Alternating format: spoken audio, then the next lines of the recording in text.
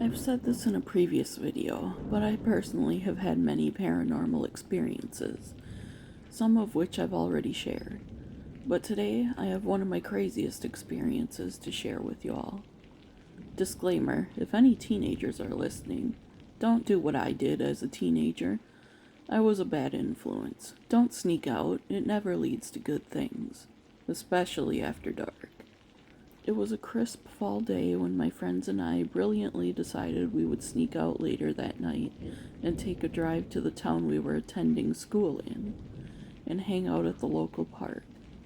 Now, if you can believe it, the town I grew up in had around 1,000 people, so this park isn't real elaborate and exciting, but it was thrilling to sneak out at night. Once at the park, we wandered over to the bridge that locals enjoyed fishing off of.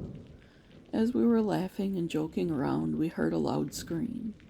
Afraid it could be someone needing help, we quickly quieted down and listened further. No other screams or noises followed, but we decided to move back towards the parking lot just to be safe. It was probably the scream of a bored, desperate Stepford wife wanting to be rescued, Tom joked. After a while, we decided to cross the road and head into the cemetery, as bored teenagers sometimes do. Not to cause any problems, just for that extra thrill and spook factor. As we were walking through the main strip of the cemetery, quietly talking amongst ourselves, we heard a giggle, like a little kid giggle. It was after midnight. There was no way a child would be out at this hour, right? We stopped to look around and saw nothing. Now keep in mind, these were days before the fancy smartphones, so we couldn't just take out our phone and turn on the flashlight. Our friend Tom decided to go up ahead of Jess and I. Being a typical teenage boy, he wanted to see if we would get scared without him.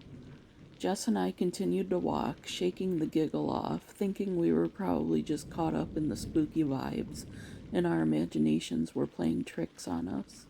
Tom came sprinting back, out of breath, nearly running into me. "Tom, what's wrong with you?" I asked, annoyed that he almost knocked me down. He grabbed Jess and I both by an arm and told us we had to go and started dragging us away. "Stop trying to scare us, Tom. You know it doesn't work," I said. "Yeah, stop. We aren't ready to leave yet. We just got here," Jess chimed in. "Fine, you two stay then. I'll walk home." "Don't be dumb, Tom. That's like 5 miles. It'll take forever. What the heck happened to you?" I asked. He grabbed us each by the arm, whirled us around, walked us a little ways down the paved path, and stopped. He pointed at a little blue ball, now still in the grass. "That ball came flying at me out of nowhere, and I heard that giggle again after," Tom said. "So that's why we need to go. Whatever's going on here is something I'm not sure I want to be a part of," he finished pointedly. Feeling the fear in his voice, Jess and I finally realized Tom wasn't kidding. Not this time. You see, we didn't believe him at first because he was a typical teenage boy. He liked to try to scare his best girlfriends and see if he could make us freak out. He would hide in a bush and pop out in the dark, or pretend he saw something in the woods. But not this time.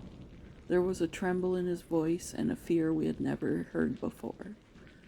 This night, he wasn't playing at all.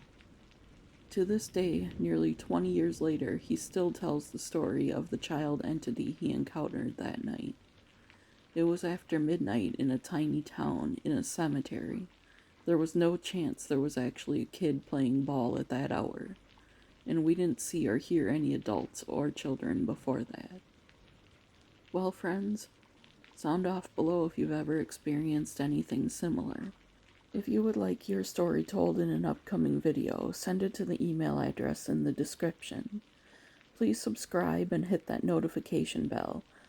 My goal is to post a video every night until Halloween. Alright friends, see you tomorrow.